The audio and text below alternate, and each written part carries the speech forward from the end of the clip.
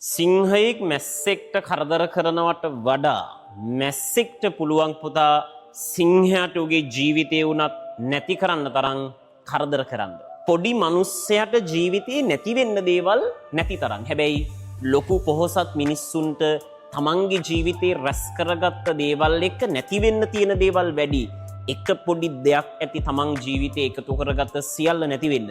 හැබැයි පොඩි මිනිස්සෙක්ව ඉන්න කාලේ උඹට නැති වෙන්න දෙයක් නැහැ.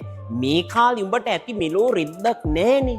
එතකොට කරන කියන හැම දෙයක්ම උඹට දෙයක් ලැබෙනවා ඇරෙන්න උඹට නැති වෙන්න දෙයක් නැහැ. උඹ දැන් පොඩි මිනිස්සෙක් නම් උඹට මහා ලොකු දේවල් නැත්තම් ඒ කියන්නේ උඹට තමයි මොනා හරි කරලා දේවල් ගොඩනගා ගන්න එක පහසු. පොහොසත් මාර ලොකු මිනිස්සෙක්ට ජීවිතේ තීරණ ගන්න එක ලේසි නෑ බං. ඇයි? එකතු කරගත්ත දේවල් නැති වෙන එක ඔක්කොටම වඩා ඒ මිනිස්සුන්ට හානියක්. එහෙනම් නැති කාලේ පොඩියට ඉන්න කාලේ පුළුවන් දෙයක් කරලා දේවල් ටික එකතු කරගන්න බලපන්. ලොකු මිනිස්සෙක් වෙච්ච කාලෙට ඔබට මහා ලොකු දේවල් අමුතුවෙන් කරන්න බෑ. තියෙන ටික පරිස්සම් කරගන්න දඟලන්න වෙනවා.